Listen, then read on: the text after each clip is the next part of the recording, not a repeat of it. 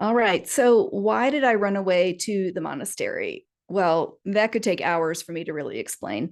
But the fact is, about a year ago, I really just felt like I needed some time and space to myself. And as a woman in midlife, I just recognized that there was something weighing me down, and I wasn't exactly sure what it is. It's really easy to think that it's well, the kids have gone off to college and the nest is empty, or some challenges in my personal relationship. But I wanted to give myself some time and space. So I took 5 days to go stay at a Benedictine monastery. I had researched for weeks places all over the country, and so many of them would charge three, five, and $10,000 for you to get 5 days away. Well, then a friend of mine said, Hillary, I want you to check out this place. Well, y'all, I'll tell you, it's less than 5 miles from my house. And together with my overnights, all my meals that I wanted, I also had access to a kitchen and could prepare meals. I got some Reiki treatments because one of the sisters is a Reiki master. I got spiritual direction, which I had never done before. And I was raised as a Catholic. And I couldn't even believe that I was taking this step to run away to this monastery because I had a lot of wounds from my childhood, from growing up Catholic, from going to Catholic school where the sisters were very, very strict. But I knew in my heart that this was the place for me to go. And by the time I made the call in early December, the monastery was shutting down for the Advent season, Christmas, New Year's, to the Epiphany, which is usually around January 6th, right? And so I went ahead and scheduled and booked it for when they reopened. And I thought, okay, I'm just going to show up. And I'm so glad I did. And I'll tell you far more details another time about some of the experiences there. Now, these nuns, they don't wear habits. They don't have to have short hair. They don't have to, all these things that a lot of us think of. Oh, Catholic nuns, they just walk around praying. These are amazing, educated, fascinating women. They love sports, they love community, they do love prayer because part of their Benedictine tradition is praying 3 times a day. Now, not every sister shows up to pray at every of the 3 times, but I was invited as a retreatant, and it was really a blessing. So I'm glad I ran away because it was the beginning of finding myself. And sometimes we need to get out of our house, get out of our comfort zone, get out of our routines in order to re-engage and connect. So I'm glad I did. Next, I'm going to move on to my second. The week I returned from the monastery, actually, it was the same day, a family member said to me, I think I have ADHD too. So I went into research mode and I joined an ADHD couples palooza hosted by the wonderful Linda Rogley, who is an ADD diva. She's a coach and knows so much about helping get the word out on what we can do to support people with ADHD. So I had been diagnosed after the age of 50, and I'm 53 now, so it's been a few years, but I really wasn't learning the aspects. I wasn't learning about treatment options. I wasn't learning about perfectionism, or it's really executive brain dysfunction, which is our frontal lobe, and it's our prefrontal cortex. And the executive functions that we have planning, organizing, judgment, problem solving, time management. Oh, that's a huge one. I learned the term time blindness. It's when you get so involved in an activity that you totally get hyper focused and you lose track of time, or you poorly estimate how long it's going to take for you to do something. Well, I really struggle in this area. So I've definitely dedicated a lot of 2023 to learning more about attention challenges. And I'm glad I did. In fact, I'm about to finish up my ADHD certification to use as an occupational therapist, as a professional, as a spouse, as a parent, and for me, because getting a diagnosis of something is not the end of the story. It's just the beginning. And there are some amazing podcasts out there that really highlight some strategies for dealing with attention deficit hyperactivity disorder. And just in case you're curious, hyperactivity can be physical. Like we often think of little boys running around that can't sit still. Well, it looks different for girls and women, and it's very different in women over 50.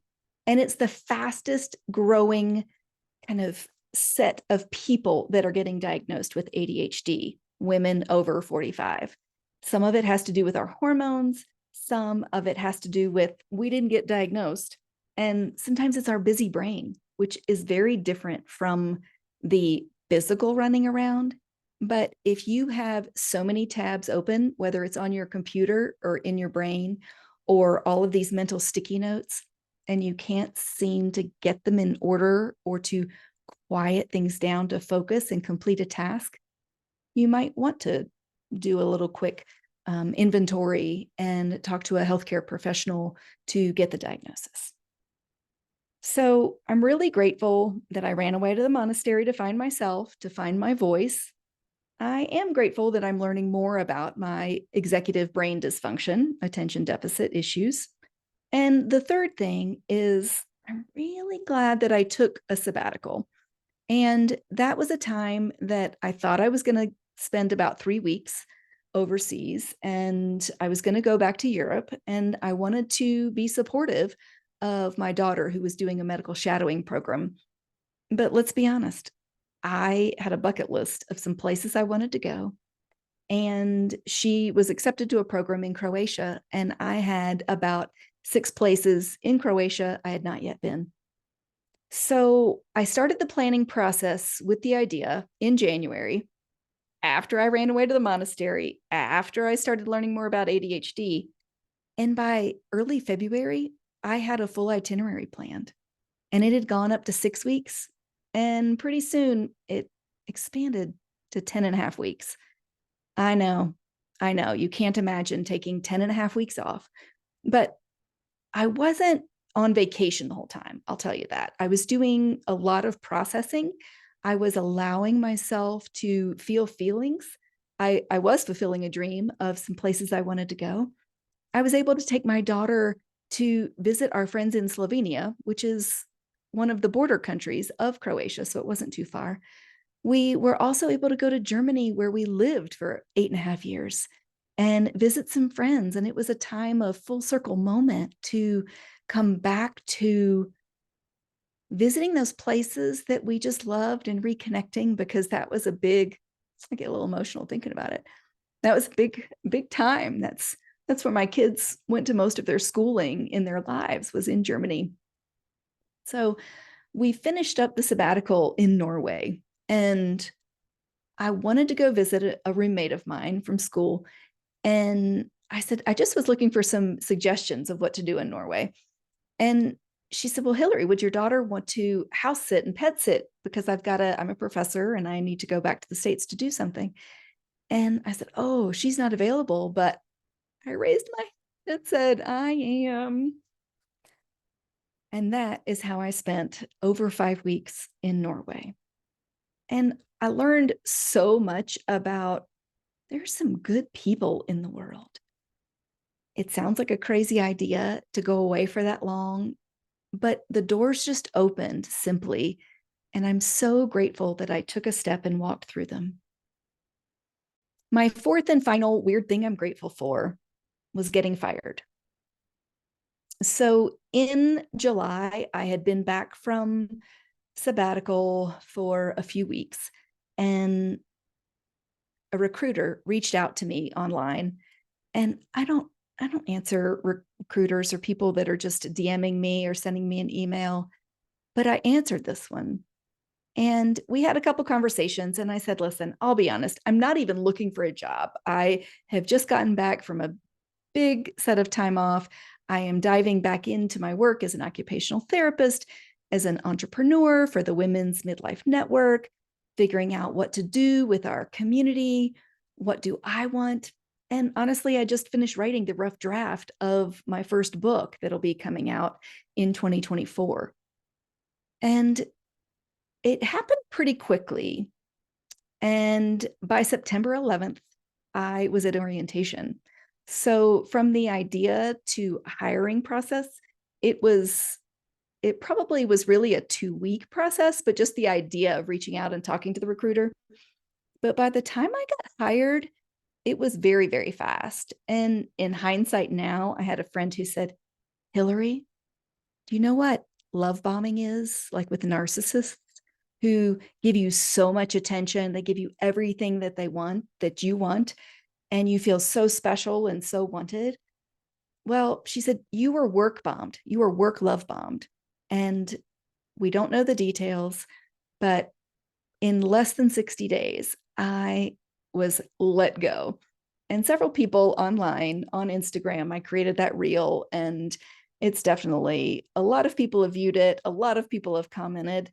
And I've been surprised that it's been such a hot topic of, were you really fired? Were you let go? Was it a business decision? This is, there's a lot of differences in it. Well, I was called up on a Friday and I thought it was just a 60-day review of, hey, work better at this, do this. And I was asked, do you think you're a good fit for this company? Do you want to continue working with us? I was so caught off guard. I didn't know what to say. And so I tried to gather myself and I just said, well, can I think about this over the weekend? I want to give myself some time to process. Well, by Tuesday, days later, I was just quite frankly told, it's not a good fit. We're letting you go. And I said, oh, okay. Do I need 2 more weeks to wrap things up? They said, nope, you're done tonight. And I was stunned. I had just come from a medical emergency with a patient that I had stayed with so that she was not alone.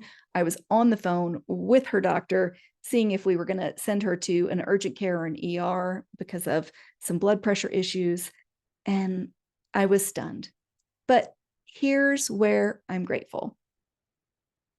This was a blessing in disguise. And whether or not I was a good fit for them, I know for a fact they were not a good fit for me. What I was promised in the recruitment process, in the interview, and in orientation was not what was delivered. Plain and simple.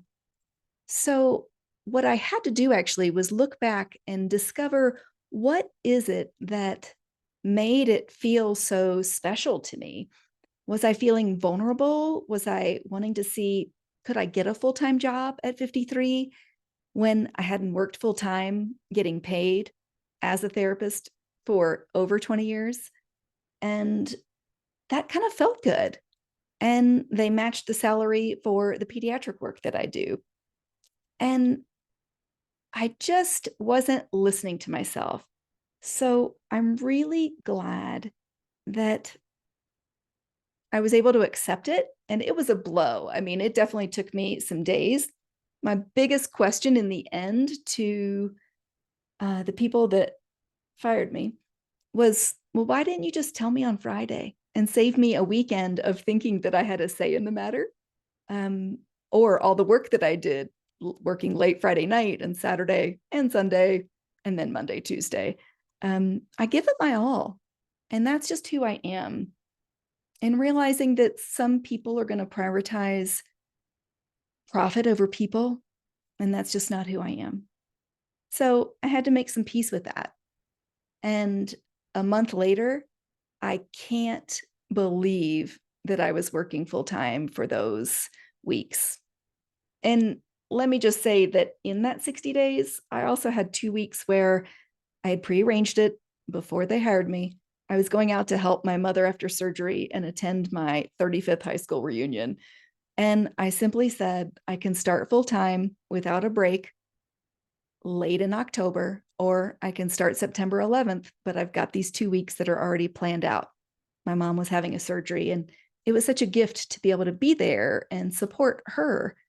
And she's doing great, by the way, just in case you're wondering.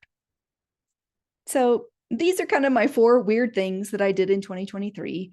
And I ran away to the monastery, and those Benedictine nuns, oh my goodness, I just love them so much. They helped me begin to find my voice in January, and I can say that by December, I feel far more confident in speaking up for myself.